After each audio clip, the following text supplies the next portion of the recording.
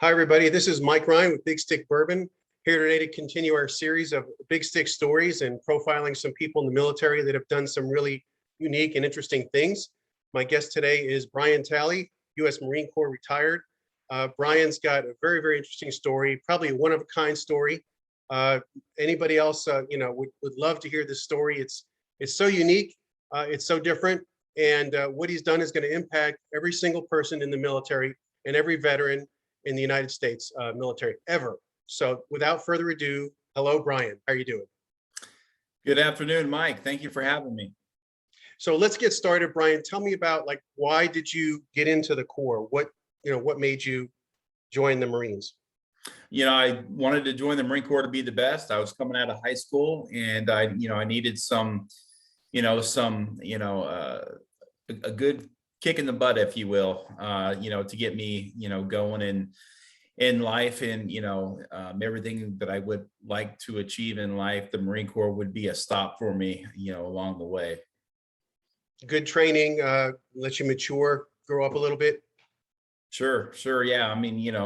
Learn some things, and, grow up, in the Marine Corps, just to kind of prepare you, for life, for down the road. You said you were stationed in several different bases, correct? Yeah, so I was stationed in Camp Lejeune. I was stationed in Camp Pendleton. I was stationed in Okinawa, and then I just deployed to different parts of the world and stuff from there. So, what was your MOS, by the way? And for those that don't know, MOS is basically your job description in the military. So I was a landing support specialist. We used to offload ships. We used to do HSTs on the helo support teams. Just logistics, pretty much. So you were in the Corps for how long? 5 years. Okay. And then really your story actually begins after you left. What happened after you left? Yeah. So, several years down the road, I'm living the American dream, got 4 kids, a wife of over 20 years, and a small successful business. One day I couldn't get out of bed and I was in a lot of pain. And my wife ended up taking me to the VA emergency room to be seen by a doctor. And then this was what? How many? About 10 years ago or so? No, this is January 2016. 2016. Okay. Yeah, January of 2016. I couldn't get out of bed. We went to the VA ER. I would end up there 3 different times over the span of 1 week, just delayed and denied, services, or lack thereof. My wife wanted a blood test and an MRI on my back. We didn't get any of that. Like I said, it was all denied. And then from there, my pain just snowballed into this enormous, just horrifying, egregious time in my life where I just sat in a chair. All the VA would do is throw pills at me, and would inject me with Dilaudid and methocarbamol and right. That just a drugs bunch you out. of opioids. Yeah, just to kind of incapacitate me to the point to where I didn't even know who I was anymore. I was just a man in pain. So what happened then? You finally go to a normal hospital ER or something? Yeah. So 4 months down the road, after the VA had constantly just denied everything that we wanted to do. I was in a walker, I was in a wheelchair.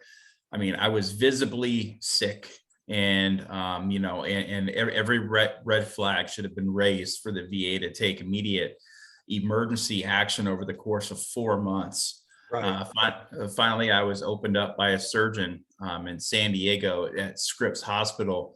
And when he opened me up, he immediately called in the infectious disease doctor because they said that they had found something that looked like my spine had been moth-eaten, and had done significant damage to my spine and to the disc and the tissue and the spinal nerves, and as well as my internal organs, my bladder. Wow. And so pretty severe. Yeah. Yeah, very severe, life-threatening. Um, and it just, ended up, being a very egregious case of medical malpractice and gross negligence that led to permanent injury and nearly the death of me at the time, being a 38-year-old man, 4 kids, wife, and a small business. Yeah, you got a long ways to Um, go. Yeah. yeah, so from there, after we realized after what the hell hit us, and what had happened, we filed a tort claim against the federal government and the VA for the medical malpractice and the gross negligence that occurred for them hurting me. I'm not anti-VA. I know everybody makes mistakes. We're all human. Things happen. But all we wanted was justice and some accountability, from all the heartache Sure. and the pain and suffering that we went through, my permanent Absolutely. injuries and the loss of income, so on and so forth. And so then, after you filed this tort claim, you're not a legal expert, right? You're not a lawyer. So what happened then? So after I filed the tort claim, we waited. They said to be patient. At the 6-month mark, I started to receive calls from the VA attorneys that stated that they did indeed fail to meet the standard of care, and there's a breach in liability in my case, and that they were sorry. This came across as very sincere and apologetic. And again, they stated that they would be settling my claim, and to just remain patient. At the 1-year mark, I received a letter in the mail that stated that the VA has reversed course, dead and about face, and left me and my family holding the bag. As I read the letter, Wow. denied, all based on a technicality in a law that was written in 1946 that states that if an independent contractor is found guilty of the negligence or the wrongdoing, the VA is not responsible for any compensation. So what the VA did is they ended up cherry picking all of the clinicians that saw me over the course of 4 months, and they found an independent contractor to blame this on. And once they found out that employment status, they stuck it to her and pretty much cleared everybody else. Even though the VA even stated that VA employees failed to meet the standard of care, they were putting it all in the back of this one unidentified independent contractor. So not only did they nearly kill me with the medical malpractice, but now I had just been stuck with this legal malpractice and a dagger completely through the heart. Right. The VA is supposed to take care of veterans. Yeah, they're supposed to take care of veterans, and it sounds like the lawyer stepped in and said, well, we're not going to take care of you anymore because we found a loophole. Yeah, they found a loophole, and they were easily, they denied and they deflected all liability away from the VA, and they put it on the backs of this unidentified independent contractor.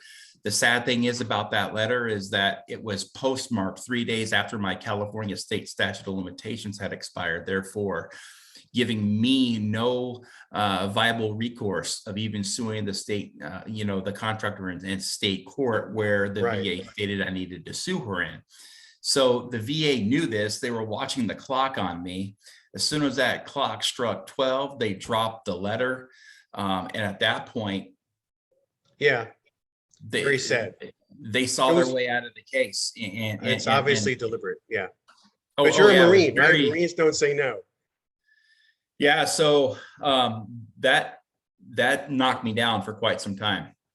Anxiety, depression, losing your livelihood, having the right to due process completely stripped away from you, and losing your who you are as a man, and losing your purpose in life, and losing just a lot of hope and faith and everything else like that. And there was a lot of questions out there that I had, and none of them were being answered.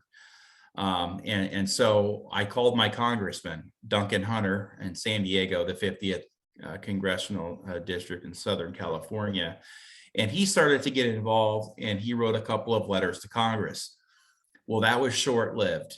because only a couple of weeks of him helping me through my fiasco, Right. which was at the time the biggest VA case in the country, he was indicted on federal charges and he saw Correct. his way out of Congress.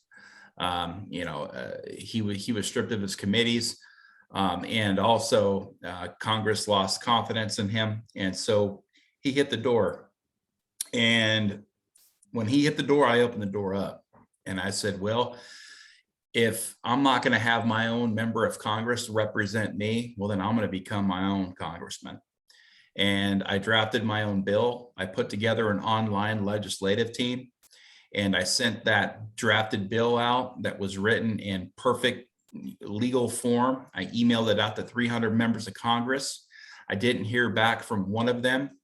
And that was, kind of sickening in my eyes, that you got a veteran here that's already been absolutely crushed. He's broken, a man living in pain, and really doesn't have anything left to give. And I'm bringing a solution to the table to try to fix this systemic problem that's been going on in the VA for 74 years. That's destroyed the lives of veterans and their families. Oh, millions of veterans. Yeah, for far too long. And I was ignored. So I boarded a flight with pain pills and anxiety meds. I hand delivered that bill to Congress, where I walked the halls, going door to door, urging lawmakers to change this outdated law. Within 30 days of my first trip to DC, this would be in 2018, I had a bill introduced in Congress. HR 7105 was formally introduced by Congressman Dave Bratt. That bill would end up dying in Congress, as he introduced it very late in the 116th Congress. In the 117th Congress, I had to start all over again. Yeah, every 2 years you start all over. Most folks don't know that. Yeah. Hit the ground running. And this was my obsession. I lived this. I dreamed it. It was on my mind 24/7, 365. It was my obsession to see this through.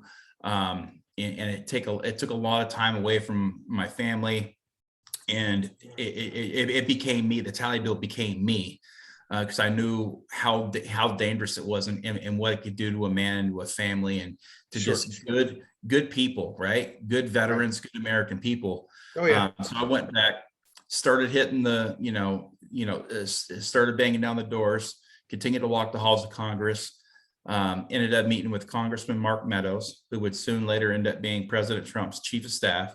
Right. He ended up being our next champion. He introduced HR 3813. And shortly thereafter, I had another bill introduced by Congressman Mike Levin. That would be HR 4526. Meadows and Levin would end up coming together on HR 4526. I got them to come together, bipartisanly. And again, that's hard enough as it is. Yeah. Yeah. And this is going on in the most divided Congress in the history of our country. So to even be considered for these bills, was definitely just, amazing, because they had so much stuff going on. They had riots going on. Yeah. They had COVID going on. They had our world, everything's falling apart. It still is. This is broken. So I was able to stay in front of these guys for a period, of 3 years, to demand that this change be done, but do it in a tactful manner. I just wanted a seat at the table. And once I got my seat at the table, I kept my seat there. I was kind. I killed them with kindness. And I let them know that I was going to be in front of them, no matter how long, or no matter what obstacles stood in my way. I was going to get this job done. All right.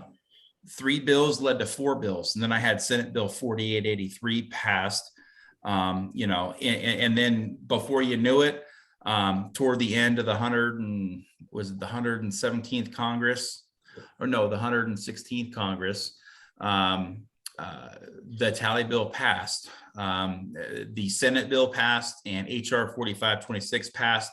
Those were the companion Then they have to bills. reconcile, right? They have to come together somehow.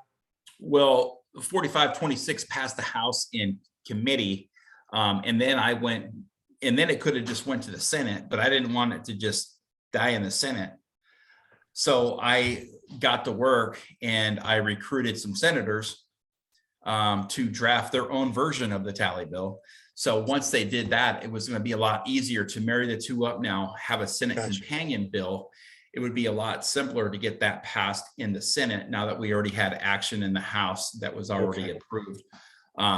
So once we got that done, it was literally just a few more days of that I think we had on the legislative calendar. So it got pushed through pretty quick after that. You know, and then, you know, we, you know, essentially closed the 74-year VA legal loophole. It got sent on to President Trump. President Trump signed it on January 5th of 2021. And, you know, the rest is history. So as of it's effective as well, January 5th this year? Yeah. So the law is not retroactive. It means that I or anybody else can never go back to sue the VA for wrongdoing due to this legal loophole. But from January 5th, 2021 on, all veterans will have the rights and the protections as well as the transparency that they deserve once falling victim to VA medical malpractice due to no fault of their own. And it's called the tally bill. What's the number on that was officially passed? So the tally bill actually passed under HR 7105. That was our very first bill that was introduced in the 115th Congress. And then once we had law in the we had law in the 116th Congress, and it was under an omnibus bill. And so there was a few different veteran bills that were added to the end of the year omnibus. So it passed under HR 7105, literally in the final hour. Right. Well, you got it done. So, I mean, congratulations. That's an awesome accomplishment. You know, I've worked with some state legislatures before, but federal law and getting the Congress to agree on anything is darn near a miracle these days. So I sincerely, I just give it all to God, because he is the one that kept me in this fight. He's the one that kept me, grounded and fully laser focused at the task at hand. And that was the mission of closing this legal loophole that's just hurt far too many veterans and their families for generations. Generations.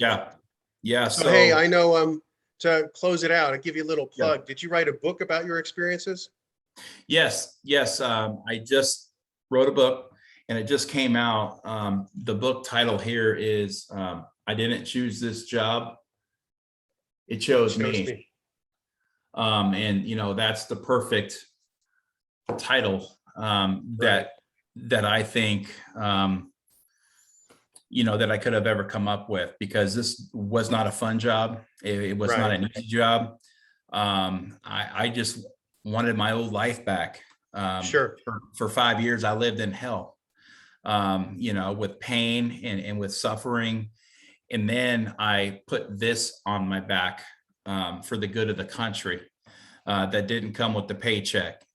My mission was to close this loophole so it would never happen again. So every single time somebody files a tort claim, those VA attorneys and those VA lawyers will know that they can no longer do that to folks like me and the thousands and of others before me. So that's what gave me everything I needed to inspire me to write a book and kind of give people out there some value. I want to add some value to people's lives. Tell them, hey, never quit. Clearly, you've done an outstanding job, my friend.